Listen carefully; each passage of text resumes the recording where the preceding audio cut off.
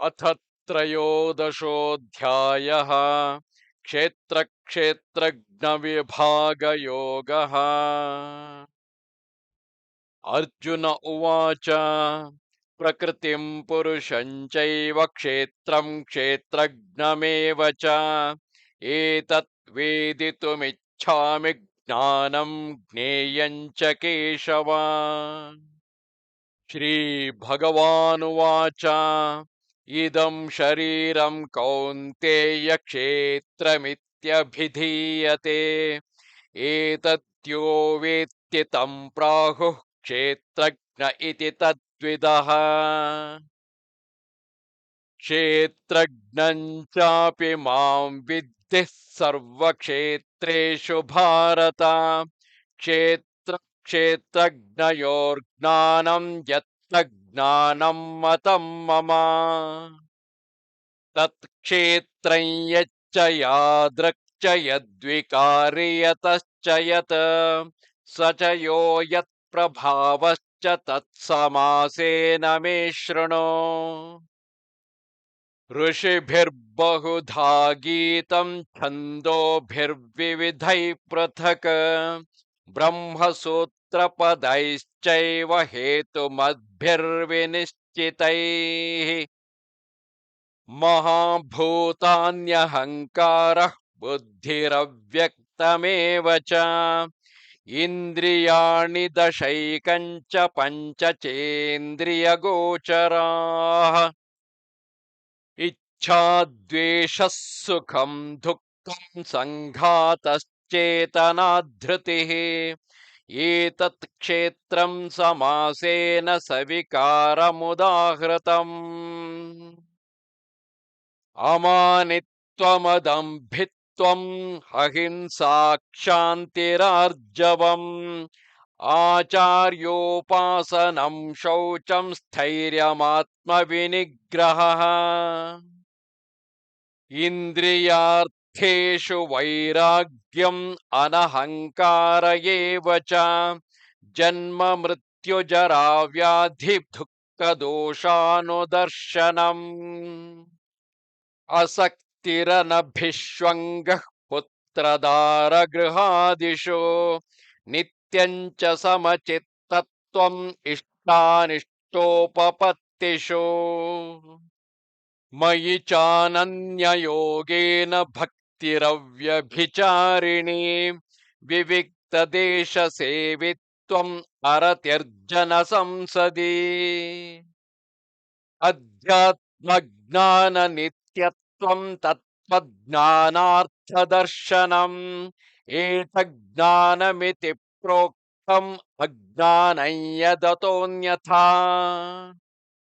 ज्ञेयं यत्तत् प्रवक्ष्यामि यज्ञात्वामृतमश्नुते अनादिमत्परं ब्रह्म न सत्तन्नासदुच्यते।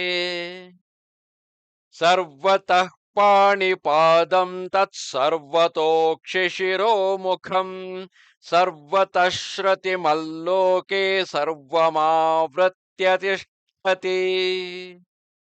सर्वेन्द्रियगुणाभासं सर्वेन्द्रियविवर्जितम् असक्तं सर्वभृच्चैव निर्गुणं गुणभोक्तृ च।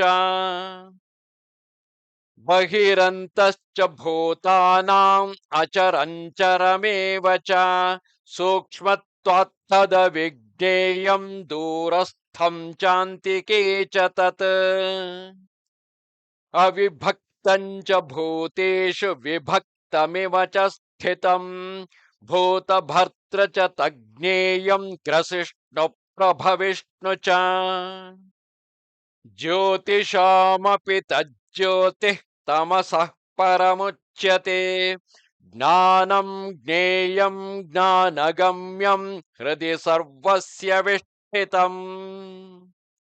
इति क्षेत्रं तथा ज्ञानं ज्ञेयं चोक्तं समासतः मद्भक्तये तद्विज्ञाय मद्भावायोपपद्यते।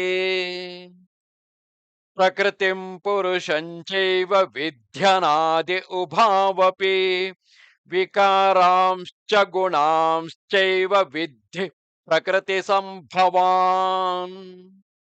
कार्यकारणकर्तृत्वे हेतुः प्रकृतिरुच्यते पुरुषः सुखदुःखानां भोक्तृत्वे हेतुरुच्यते पुरुषः प्रकृतिस्थो हि भुङ्क्ते प्रकृतिजान् गुणान् कारणं गुणसङ्गोऽस्य सदसद्यो निजन्मसु उपदृष्टानुमन्ता च भर्ता भोक्ता महेश्वरः परमात्मेति चाप्युक्तः देहेऽस्मिन् पुरुषः परः य एवं वेत्ति पुरुषं प्रकृतिं च गुणैः सह सर्वथा वर्तमानोऽपि न स भूयोऽभिजायते ध्यानेनात्मनि पश्यन्ति केचिदात्मानमात्मना अन्ये साङ्ख्येन योगेन कर्मयोगेन चापरे अन्ये त्वेवमजानन्तः श्रुत्वान्येभ्य उपासते तेऽपि चातितरन्त्येव मृत्युं श्रुतिपरायणाः यावत् सञ्जायते किञ्चित् सत्त्वं स्थावरजङ्गमम् क्षेत्रक्षेत्रज्ञसंयोगात् तद्विद्धि भरतर्षभा समं सर्वेषु भूतेषु तिष्ठन्तं परमेश्वरं विनश्यत्वं विनश्यन्तं यः पश्यति स पश्यति समं पश्यन् हि सर्वत्र समवस्थितमीश्वरं न हि नस्त्यात्मनात्मानं ततो याति परां गतिम् प्रकृत्येव च कर्माणि क्रियमाणानि सर्वशः यः पश्यति तथात्मानम् अकर्तारं स पश्यति यदा भूतपृथग्भावम् एकस्थमनुपश्यति तत एव च विस्तारं ब्रह्म सम्पद्यते तदा अनादित्वान्निर्गुणत्वात् परमात्मायमव्ययः शरीरस्थोऽपि कौन्तेय न करोति न लिप्यते यथा सर्वगतं सौक्ष्म्यात् आकाशं नोपलिप्यते सर्वत्रावस्थितो देहे तथात्मानोपलिप्यते यथा प्रकाशयत्येकः कृत्स्नं लोकमिमं रविः क्षेत्रं क्षेत्री तथा कृत्स्नं प्रकाशयति भारत क्षेत्रक्षेत्रज्ञयोरेवम् अन्तरं ज्ञानचक्षुषा भूतप्रकृतिमोक्षं च ये विदुर्यान्ति ते परम् ओम तत्सदिति श्रीमद्भगवद्गीतासु उपनिषत्सु ब्रह्मविद्यायां योगशास्त्रे श्रीकृष्णार्जुन संवादे क्षेत्रक्षेत्रज्ञ विभागयोगो नाम त्रयोदशोऽध्यायः।